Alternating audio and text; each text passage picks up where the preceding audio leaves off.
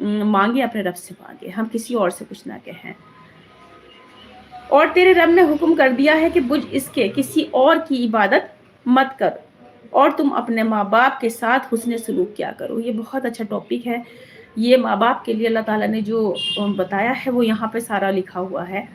जितने भी बच्चे सुन रहे हैं, बड़े सुन रहे हैं, सबके पेरेंट्स होते हैं, सभी को चाहिए कि दिल से सुने, क्योंकि अब तलक हो सकता है, कलाम पाक तो पढ़ा है, नहीं सुना तर्जुमा तो सुन लीजिए।